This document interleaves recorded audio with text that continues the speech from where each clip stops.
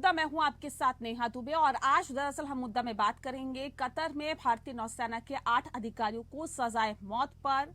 जो दरअसल कतर की एक कोर्ट ने वहां रह रहे भारतीय नौसेना के 8 अधिकारियों को सजाए मौत की सजा सुनाई है। बता दें आपको कि जिसे लेकर देश में चर्चा तेज हो गई है। इजराइल हमास की जंग के बीच खाड़ी देश कतर का ये फैसला भारतीयों को हैरान करने वाला है। सभी के जहन में एक ही सवाल है कि क्या एक छोटा सा खाड़ी मुल्क भारतीय नौसेना के पूर्व अधिकारियों को फांसी के फंदे पर लटका देगा। रिपोर्ट देखें।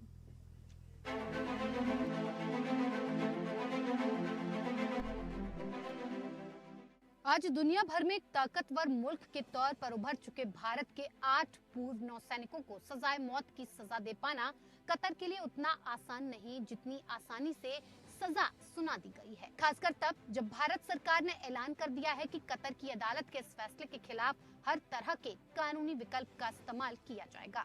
अभी कुछ दिनों पहले पाकिस्तान ने भी भारत के पूर्व नेवी अधिकारी कुलभूषण जाधव को इसी तरह से मौत की सजा सुनाई थी, लेकिन भारत ने इसके खिलाफ अंतर्राष्ट्रीय कोर्ट में अपील की और फांसी पर रोक लग गई। ये विकल्प कतर के मामले में भी भारत के पास मौजूद है। इसके अलावा हम कतर के अमीर तमीम बिन हमद अल थानी 8 भारतीयों को माफी दे सकते हैं। ये भी जरूरी है कि इसके लिए समय पर आवेदन करना होगा। वो साल में 2 बार ऐसी सजा को माफ करते हैं, पहला रमजान के मौके पर और दूसरा कतर के राष्ट्रीय दिवस पर। चूंकि रमजान का मौका तो निकल चुका है, ऐसे में अब 18 दिसंबर को कतर के राष्ट्रीय दिवस के मौके पर भारतीय नागरिकों के लिए माफी का मौका है और निश्चित तौर पर भारत अपील करने में देरी नहीं करेगा। भारतीय विदेश मंत्रालय की ओर से 26 अक्टूबर को कहा गया कि कतर की अदालत के फैसले से स्तब्ध है। परिवार के सदस्यों और कानूनी टीम से संपर्क किया जा रहा है। सभी कानूनी विकल्पों का इस्तेमाल किया जाएगा। भारत ने यह भी साफ कर दिया है कि वो कतर की कैद में बंद भारतीयों को राजनयिक परामर्श देता रहेगा। आपको बता दें कि इससे पहले फिलीपींस के एक नागरिक को भी इसी तरह से मौत की सजा सुनाई गई थी। वो कतर जनरल पेट्रोलियम में काम करता था। आरोप था कि वायुसेना के 2 अन्य आरोपी उसे खुफिया जानकारी देते थे जिसे वो फिलीपींस तक पहुंचाता था। मामला चूंकि राष्ट्रीय सुरक्षा से जुड़ा था, इसीलिए फिलीपींस के नागरिक को मौत की सजा सुनाई गई थी, लेकिन इस मामले में अपील की गई और कोर्ट ने सजा कम करके आजीवन कारावास में बदल दिया था। वायुसेना के 2 अन्य आरोपियों को भी 25 साल की सजा घटाकर 15 साल कर दी गई। दरअसल कतर के कानूनों में इस तरह की सजा और बाद में माफ करने का रिवाज रहा है। इसके अलावा भारत से कूटनीतिक रिश्ते भी खास हैं और इस वजह से कतर के लिए 8 भारतीयों को फांसी के फंदे पर लटका देना आसान नहीं होगा। कतर ने जिन लोगों को सजा सुनाई है वो हैं captain Navtej Singh Gill, captain Saurabh Vashisht, commander Purnendu Tiwari, captain Birendra Kumar Verma, commander Suganakar Pakala, commander Sanjeev Gupta, commander Amit Nagpal और नाविक रागेश। इन्हें कतर की खुफिया एजेंसी ने गिरफ्तार किया था। इन भारतीयों ने नौसेना में लगभग 20 साल तक काम किया। नेवी में ट्रेनर से लेकर अन्य महत्वपूर्ण पदों पर इन लोगों ने काम किया है। Bureau report, APN news. और चलिए इस विषय पे आज हम तफसील से चर्चा करेंगे। खास मेहमान हमारे साथ मौजूद हैं, उनसे आपका परिचय करा देते हैं। इस वक्त हमारे साथ प्रोफेसर करोड़ी सिंह जी हैं जो कि विदेशी मामलों के जानकार हैं। सर बहुत स्वागत है आपका। संजीव श्रीवास्तव जी हमारे साथ जुड़ गए हैं, स्ट्रेटेजिक अफेयर एक्सपर्ट है। संजीव जी आपका बहुत स्वागत है। और डॉक्टर संजय बंसल जी हमारे साथ जुड़ गए हैं, अधिवक्ता है सुप्रीम कोर्ट के। संजय जी आपका भी बहुत स्वागत है। करोड़ी जी इस खास कार्यक्रम की शुरुआत आपके साथ ही करते हैं सर, क्योंकि सवाल तो ऐसे में ये उठ रहा है, क्या एक छोटा सा खाड़ी मुल्क भारतीय नौसेना के पूर्व अधिकारियों को फांसी के फंदे पर लटका देगा और भारतीय सरकार देखती रहेगी क्या? देखिए नेहा जी, आपने ब्यूरो रिपोर्ट प्रस्तुत की, उसमें स्पष्ट रूप से बताया कि कई ऑप्शन हैं भारत के सामने, क्योंकि वो कतर के अमीर से रिक्वेस्ट कर सकता है, वो पार्डन कर सकते हैं, सजा कम कर सकते हैं और अंतर्राष्ट्रीय कोर्ट में भारत जा सकता है। लेकिन मुझे लगता है कि कतर से जिस तरह के भारत के दोस्ताना रिश्ते हैं, भारत से कतर का बहुत अच्छा व्यापारिक रिश्ता है, केवल कूटनीति की नहीं। इसके अलावा कतर के विकास में भारतीयों का योगदान बहुत महत्वपूर्ण है। तो उन सब बातों को देख के मुझे लगता है कि कतर ने अब कुछ ऐसा बहाना किया या वास्तव में कुछ था। इंटेलिजेंस जो इजराइल को प्रोवाइड करते थे, इस तरह के आरोप इन पे लगे। और दुनिया का हर देश अपनी सुरक्षा को लेके बहुत संवेदनशील, भारत भी संवेदनशील है और देश भी संवेदनशील है स्टेट सिक्योरिटी के मामले में। तो उन्होंने अपने कानून के दायरे में, उनका अपना कानून होगा, उसके दायरे में कुछ एक प्रक्रिया के थ्रू ये किया होगा। लेकिन अगर भारत उसको परसू करेगा, जो कि भारत निश्चित रूप से करेगा, और उसकी वजह से मुझे लगता है कि वहाँ के अमीर हैं वो पार्डन कर देंगे, शायद इंटरनेशनल कोर्ट में भी नहीं जाना होगा। लेकिन ये होते ही भारत की आंतरिक राजनीति में कुछ गर्मी आ गई है। बीजेपी वर्सेज कांग्रेस की स्थिति बन रही है। शशि थरूर, आनंद शर्मा ने कहा है कि हमने पहले ही इसके लिए अलर्ट किया था। आनंद शर्मा ने कहा कि दिसंबर में मैंने पार्लियामेंट में ये सवाल उठाया था कि 8 पूर्व नौसेना के अधिकारी हैं, उनको कतर सजा दे सकता है, लेकिन सरकार ने सुनी नहीं। तो ये प्रजातांत्रिक समाज में आंतरिक राजनीति होती है, आरोप प्रत्यारोप लगते हैं। लेकिन भारत सरकार का दो दृष्टिकोण है, हमारे विदेश मंत्रालय का दृष्टिकोण है, वो स्पष्ट रहेगा कि भारत का नागरिक कहीं भी अगर डिस्ट्रेस में है, कहीं भी डिफिकल्टी में है, तो भारत निश्चित रूप से उसकी मदद करेगा। और इन अधिकारियों के परिवारों से, हमारे अधिकारी हैं, हमारा विदेश मंत्रालय वो संपर्क में है, तो मुझे नहीं लगता कि उनको मौत की सजा मिलेगी।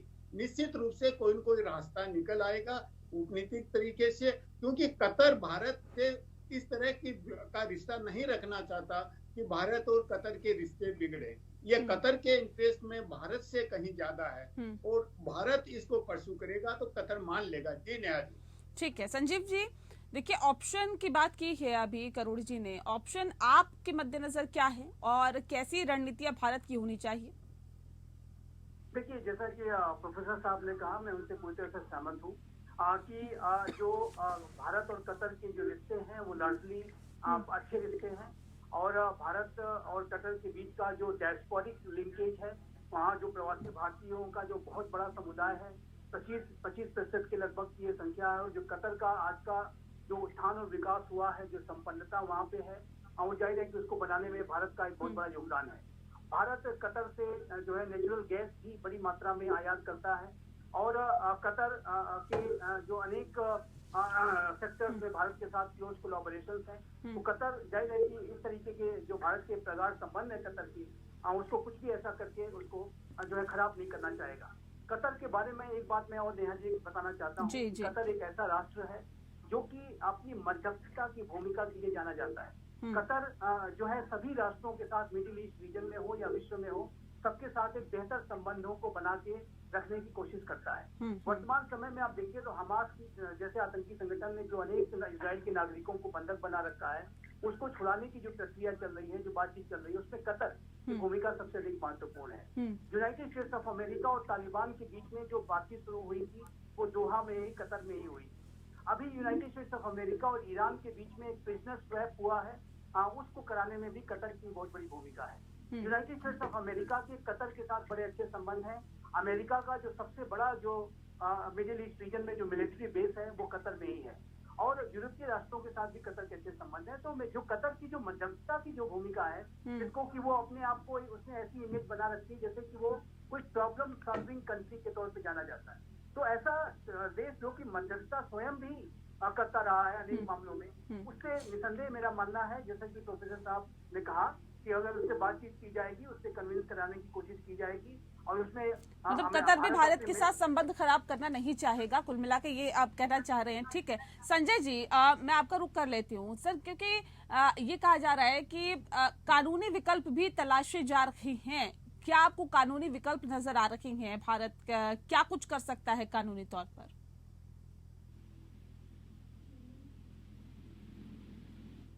सर आवाज नहीं आ रही आपकी, अनम्यूट करिए प्लीज अपने आप को।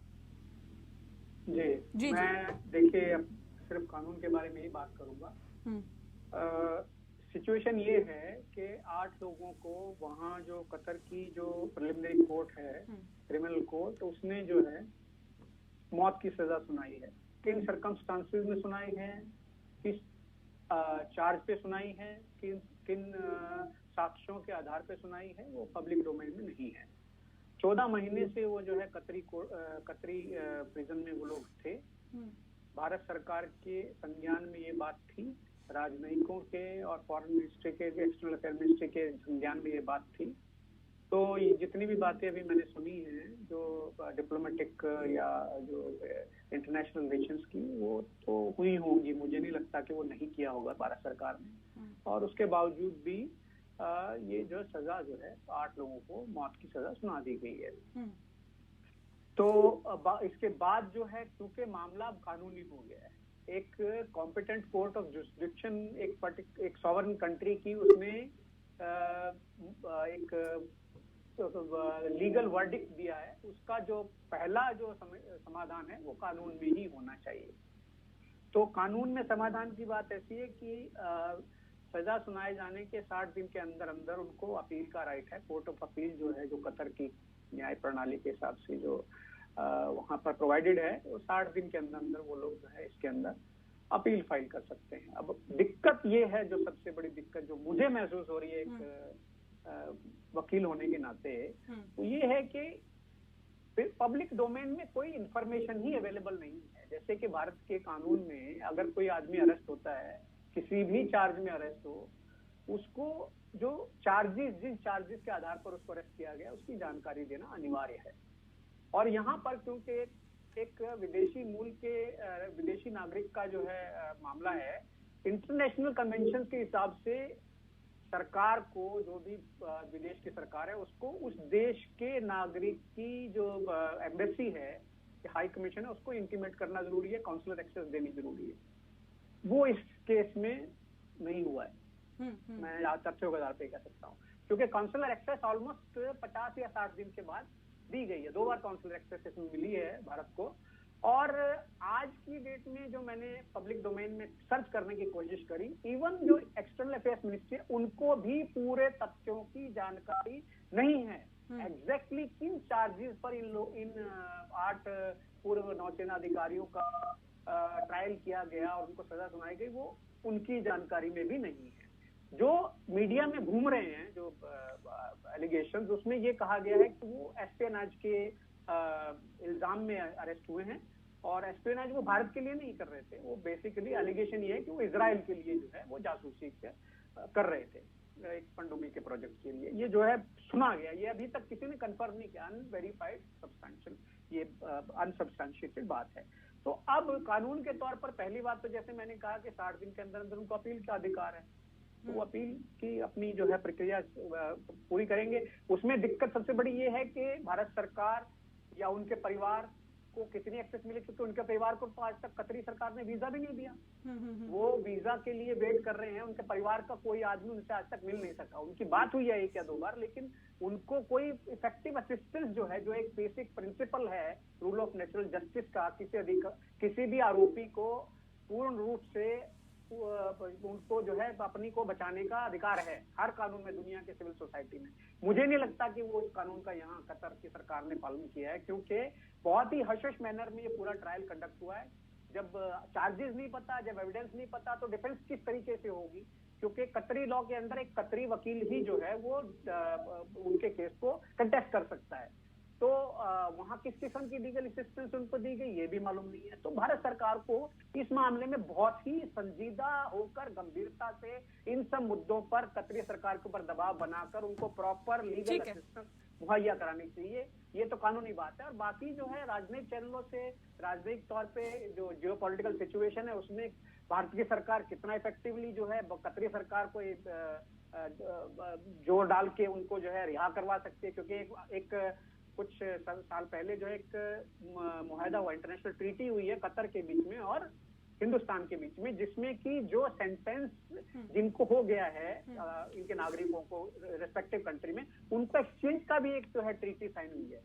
और उस ट्रीटी के अंदर जो कतरी नागरिक हिंदुस्तान की जेलों में सजा काट रहे हैं उनको जो है ट्रांसफर किया जा सकता है कतर में। और कतर में 7-8 लाख हमारे हिंदुस्तान के लोग जो है वो काम करते हैं एक्सपेट के तौर पे। वो वहां पर जो है उनको हिंदुस्तान की जेलों में ट्रांसफर का प्रावधान उसके अंदर दिया गया है। तो क्या उस प्रावधान का यूज करेंगी?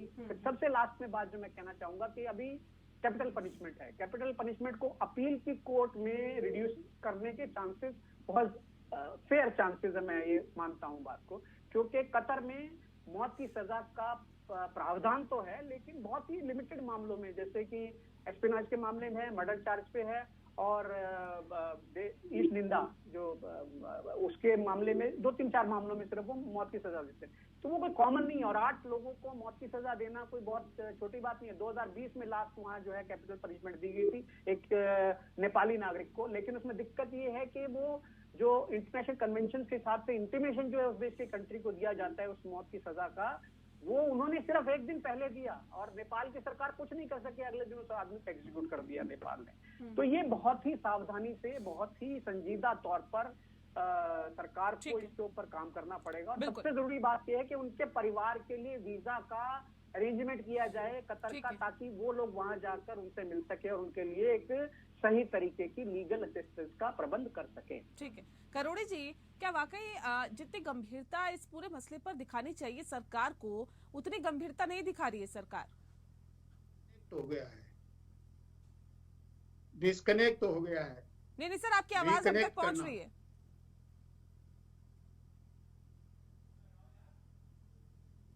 चलिए, लगता है आवाज वहां तक नहीं जा रही है। बहरहाल संजीव जी का रुख कर लेते हैं। संजीव जी, वाकई क्या इतनी गंभीर सरकार नहीं दिखाई दे रही है जो गंभीरता इस पूरे मसले पर होनी चाहिए? ये आज का मसला तो नहीं है, आज तो ये मीडिया के सामने आ रहा है, संसद में इस मसले को उठाया जा रहा है। मसला तो ये पुराना है ना, और ये 2-4-10 दिन का नहीं है, कई महीनों का है। तो क्या वाकई इस पे वक्त रहते बेहतर कदम उठाए जा सकते थे, नहीं उठाए गए? क्या सरकार की प्रायोरिटी में ये नहीं है, प्राथमिकता में ये नहीं है? और क्या लगता है कि इस पे अगर वक्त रहते ही कदम उठाए जाते तो अभी तक ये मामला सॉर्ट आउट हो जाता? देखिए, भारत एक लोकतांत्रिक राष्ट्र है। भारत दूसरे राष्ट्रों की जो शासन व्यवस्था है, जो वहाँ का जुडिशियल सिस्टम है, उसको रिस्पेक्ट करता है। और ये जो मामला है ये अगस्त 2022 में शुरू हुआ, जब उनको अरेस्ट किया गया, और सीरीज ऑफ जो ट्रायल्स चले हैं, और उसमें जो भी ट्रायल्स हुए हैं उसमें भारत सरकार लगातार इन जो वहाँ की सरकार के साथ संपर्क में रही है। काउंसलर एक्सेस भी लिया गया है, और उसके साथ साथ जो परिवार हैं इन हमारे पूर्व नौसेना के अधिकारियों के, उनसे भी भारत सरकार लगातार संपर्क में है, और वीकली बेसिस पे उनके साथ लगातार फोन से परिवार के सदस्य वार्ता भी करते रहे हैं। और हालांकि यह अवश्य है कि मिलने का मौका कतर की तरफ से नहीं दिया गया परिवार के सदस्यों को, और अब इस बात की अवश्य मांग होनी चाहिए। मैं हमारे जो एडवोकेट साहब हैं उनसे मैं सहमत हूँ कि उनके वीजा की व्यवस्था, ताकि वो जाकर के अपने अधिकारियों से मिल सके, अपने परिवार के सदस्यों से वो सभी मिल सके, इसके लिए व्यवस्था की जानी चाहिए। और लेकिन मेरा ऐसा मानना है कि भारत सरकार इसको हाई प्रायोरिटी पर रख करके चल रही थी लगातार। यदि आप भारत के विदेश मंत्रालय के प्रवक्ता के बयान देखें तो लगातार उनके द्वारा यही कहा जा रहा था कि इसको हम उसकी हाई प्रायोरिटी पर रखते हैं और लगातार इस मामले को हम परस्यू कर रहे हैं। लेकिन इतना कहने के बाद मैं कहूंगा कि ये जो वर्डिक्ट आया है, इस तरीके के वर्डिक्ट की उम्मीद नहीं। अचानक इस तरीके का कि कैपिटल पनिशमेंट दे देना, 8 लोगों को मौत की सजा सुना देना, ये स्तब्ध कर देने वाला फैसला था। और बहुत बड़ा मामला है ये, और भारत भी इससे शॉक्ड है। और चूंकि जाहिर है कि अब ये इस तरह का जो फैसला है, भारत सरकार अवश्य इस बात की उम्मीद कर रही थी कि कोई एक ऐसा फैसला आएगा जो कि उनके फेवर में भी हो सकता है। और इसका जरूर भारत, जैसे कि मैंने कहा कि जिम्मेदार राष्ट्र होने के नाते दूसरे राष्ट्र की न्यायिक व्यवस्था का सम्मान करते हैं हम, और उसको हम इंटरफेयर नहीं करना चाहते थे। लेकिन अब ये चूंकि फैसला आ चुका है, ठीक है सर, और ये हमें स्वीकार नहीं है, अनएक्सेप्टेबल है, इसलिए भारत सरकार हर एक स्तर पर जाएगी। और कतर और भारत के जो डिप्लोमेटिक टाइज हैं उसके आधार पर भी इसको एडजस्ट किया जाएगा। और जैसा कि मैं कह रहा था कि कतर की ये भूमिका मध्यस्थ की भूमिका भी रही है, और कतर जो है अनेक भारत के जो मित्र राष्ट्र हैं उनके माध्यम से भी इस मामले को परस्यू कर सकता है, और उनसे भी इस बात को कतर के साथ जो भी हमारी बातचीत होगी, नेगोशिएशन होंगे, उसके माध्यम से। संजय जी, मेरे पास सिर्फ 10 सेकंड है, 10 सेकंड में अपनी बात पूरी करिए। एक बात मैं और भी कहना जी जी जल्दी से। देखिए, अंत में संजय जी 1 सेकंड में आ रही हूँ, 1 मिनट आप मुझे मौका दीजिए। इंटरनेशनल कोर्ट ऑफ जस्टिस का जो दरवाजा है वो भी जो है भारत खटखटा सकता है, ये अंतिम विकल्प है। और उसके बाद यदि इन सारे विषयों के ऊपर भी यदि सारी बात नहीं बन पाती है तो भारत जवाबी कार्रवाई भी करना जानता है। और आप जानते हैं कि कनाडा को इस बात को समझ में आ रहा होगा कि भारत किस तरीके की जवाबी कार्रवाई। मैं एक बात कह के अपनी बात को खत्म करना चाहूंगा। ये जो है अभी श्रीवास्तव जी ने जैसे कहा कि संप्रभु देश है कतर, उनकी जो व्यवस्था है, कानूनी व्यवस्था, उसके अंदर जो है वही लोग अपील कर सकते हैं। इसमें भारत सरकार का कोई रोल नहीं है। मैं बहुत हाथ जोड़ के ये निवेदन करना चाहूंगा। दूसरी बात जो मैं कहना चाहता हूँ, जो सबसे बड़ी कमी जो है कि जो भारत सरकार को उठानी चाहिए कि उनको प्रॉपर लीगल असिस्टेंस नहीं मिला, ये कमी भारत सरकार की, हमारे उच्चायोग की या वहां पर हाई कमीशन की हमारी है, नंबर 1। नंबर 2, जो जजमेंट की कॉपी है 2 दिन के बाद आज अभी तक जजमेंट की कॉपी पब्लिक डोमेन में नहीं आई है। ये एक बहुत बड़ा जो है ये ट्रेवर्सिटी ऑफ जस्टिस है, इसे रूल ऑफ नेचुरल जस्टिस की वायलेशन माना जाए कि अब तक जो है अपराधी को ये नहीं पता कि किस अपराध की सजा उसे दी गई है, किस आधार पर दी गई है। ये भारत को बहुत पुरजोर तरीके से कतरी अथॉरिटीज के साथ उठाना चाहिए। ठीक है, धन्यवाद। ठीक है करोड़ी जी, कौन कौन से ऐसे मसले हैं सर, संक्षिप्त में आंसर दीजिएगा, वक्त की कमी है, कौन कौन से ऐसे मसले हैं जिनको लेकर दबाव बनाया जा सकता है कतर पर? देखिए नेहा जी, जो संजय जी ने बताया, कानूनी पक्ष, अंतर्राष्ट्रीय कानून, कतर का कानून, नेचुरल जस्टिस, वो तो विधिक पक्ष है। राजनीतिक और जो सामरिक पक्ष है वो कुछ अलग तरीके का है, क्योंकि अब मिडिल ईस्ट में जिस तरह का इजराइल और हमास वाला, उसकी कहीं छाया इस पे न पड़े। भारत और कतर के अच्छे हैं, द्विपक्षीय संबंधों में कोई प्रॉब्लम नहीं है, लेकिन जिस तरह से अरब कंट्रीज ने यूएन जनरल असेंबली में सॉलिडेरिटी दिखाई है और एक दूसरे के साथ खड़े हैं, तो उसमें भारत ने अब्सेंट रहे, भारत ने समर्थन में वोट नहीं दिया। 120 कंट्री ने जो प्रस्ताव था जॉर्डन का, उसके समर्थन में वोट दिया है, जबकि कनाडा का जो अमेंडमेंट था भारत ने उसका समर्थन किया। तो ऐसी स्थिति में कहीं ऐसा न हो कि जो अरब कंट्रीज हैं या जो इजराइल और हमास का जो युद्ध है, कहीं उसकी छाया इस पे न गिरे। अगर उसकी छाया पड़ती है तो स्थिति और कॉम्प्लिकेटेड हो सकती है। बिल्कुल, और कॉम्प्लिकेटेड हो जाएगी, और इस बात को समझना पड़ेगा यहाँ पर कि और ज्यादा कॉम्प्लिकेटेड स्थिति ना हो और खराब ना हो। बहरहाल बहुत शुक्रिया आप सभी मेहमानों का हमारे साथ इस खास चर्चा में शामिल होने के लिए। मुद्दा में फिलहाल के लिए इतना ही, मुझे दीजिए इजाजत, नमस्कार।